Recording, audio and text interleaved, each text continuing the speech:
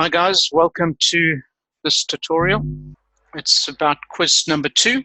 I'm David Zeidel and I'll take you through what your quiz was. So the first question was, why is this graphic problematic? And if you have a look at this, you can see this is 35%, this is close to 40%. It shows it as if this is about 5 times bigger than this one, when in reality, it's not 5 times bigger. It's just slightly bigger. And the problem with this is you can see the scales. And rule number 1, golden rule number 1, a bar chart has to start at 0. If it doesn't start at 0, it is misleading. If you don't want to start at 0, if you wanted to emphasize this difference, then you have to break the scale and indicate that you've broken the scale. So the answer to that first question then is the axis, minima or maxima, are inappropriate. So here it didn't start at 0, and that's what created the problem. The second question, what is your biggest reason why this is a misleading graphic? It shows that the temperature has gone up massively. And in this particular case, it's showing just for the last few months, doesn't show what happened beforehand, and that's what we call data cherry picking. It just picks the little bit that highlights the point that you want to make without giving the full story. So that would have been your correct answer there. Question 3, what is the biggest reason why this is misleading? Can you see there are no numbers around it, just pictures. And what this is, the axes are missing numerical information. When you're doing a graphic, you need to have the numbers over here indicating what this is. This isn't giving any of that, so it's misleading. Why is the following a somewhat misleading graphic? Excuse me. What you've got here is, it's a very nice graph, but it's not clear what those axes refer to you, so you can't see what that is. Is this body or these numbers? Not 100% clear, and therefore the correct answer would have been, it's not clear what the axes refer to. Predictive analytics. What is predictive analytics? It uses patterns derived from historical data to predict the future. You're looking at what happened in the past, predicting what you think is going to happen in the future. And that's what predictive analytics is.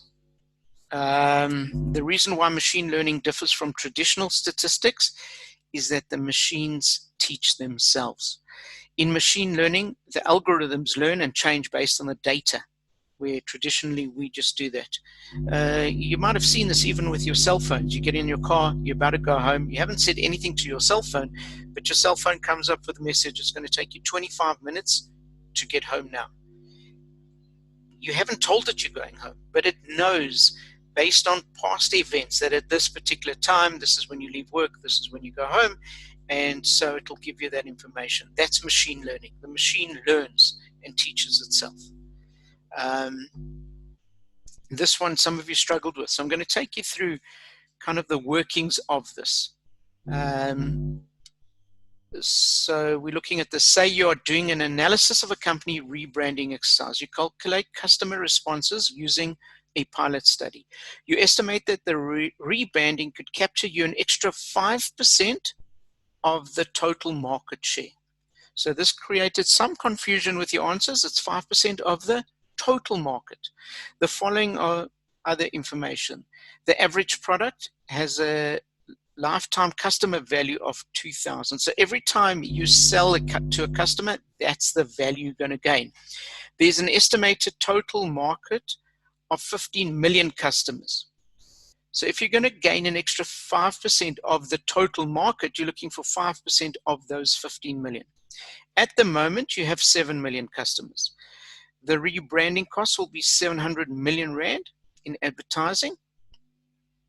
And this 700 million is what it's going to cost you, regardless of whether you get 1 customer, no customers, or 5 million customers.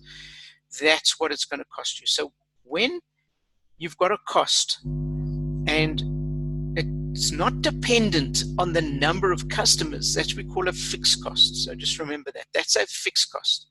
New packaging is also more expensive, to the tune of 13 Rand per customer.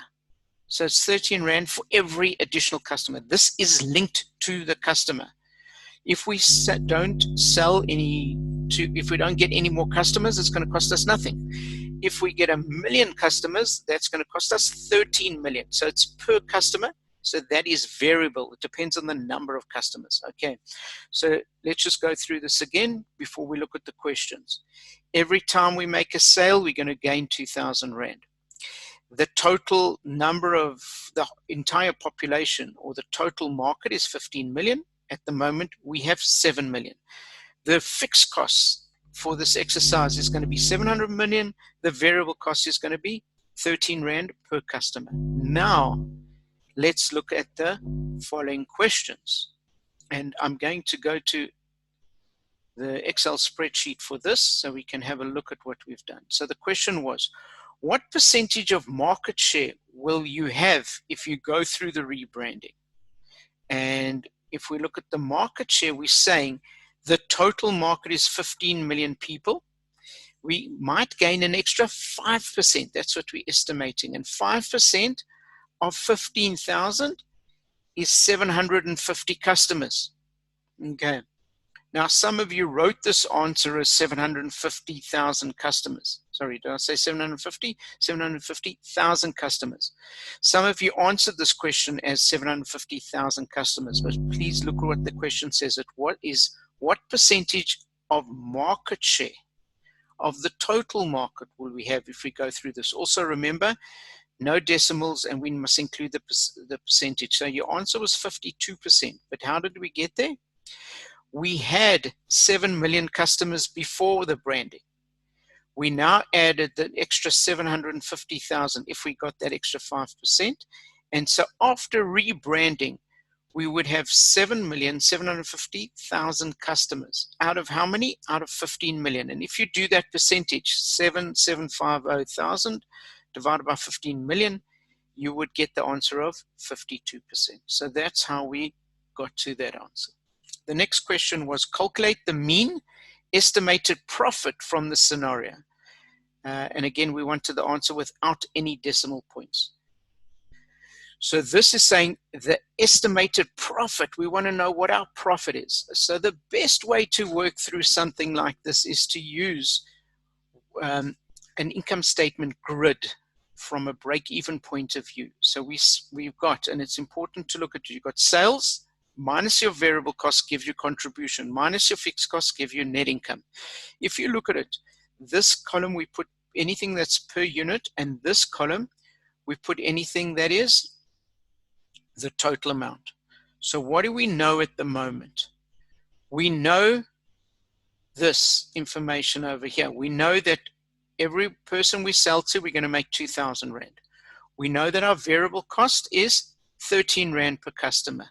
That leaves us with each customer that we add, in fact, is going to give us 1,987, 1,987 Rand. So I'm going to put in this sales, and I'm going to actually write it in here. Less variable cost equals my contribution.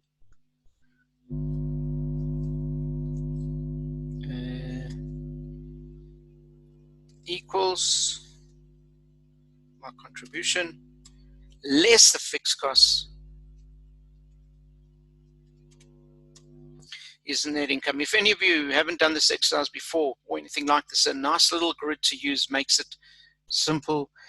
And I've put that in the contribution, and these things over here, I don't actually know yet.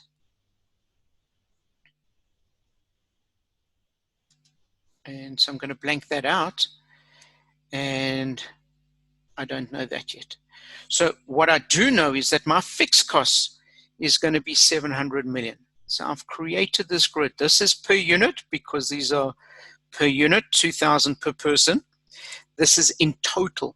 And so what I do over here is I now say, if I've got an extra 5% of that 15 million, that means I've got 750,000 customers. Each customer is going to give me a lifetime income of 2,000. So if I multiply that out and I take 750 times 2,000, that is going to give me the 1.5 trillion. So that'll give me that income. I then take 750,000 times the variable cost. So I'm really taking that minus that, which gives me the contribution. So I take 750,000 times that contribution, and that is going to be my total income. That's my cost, my fixed cost. And if I take that minus that, I will land up with 790,250,000. And that over there is the answer that we're looking at. Calculate the mean estimated profit. So we're saying the average profit, mean is the average profit, average estimated profit from the scenario with no decimal places. And so that's how you would answer that question over there. The last question we're looking at is, what is the break-even market share needed to make no profit? So we want to know how many customers do we need to get to be at break-even. Break-even meaning that this exercise didn't make us any money, but also didn't lose us any money. And the answer is we need at least 352,290 customers. But how did I get to that answer? I use the exact same exercise that I've done, and I put in what I already know. And I don't know these figures over here yet. So I've got that grid, exactly what we had before for question 9. Sales less a variable cost gives me contribution. But in this particular case, I'm saying that, let me just delete that. I'm saying that our income should be 0. And if our income is 0, and we've got fixed costs of 700 million, something minus 700 million would give me 0. So clearly, this should be 700 million. And if I know that this is the total, and this is the per unit, if I take the total divided by the per unit, I will get this answer. And this answer is the number of people. This is not rand value. This is the number of people.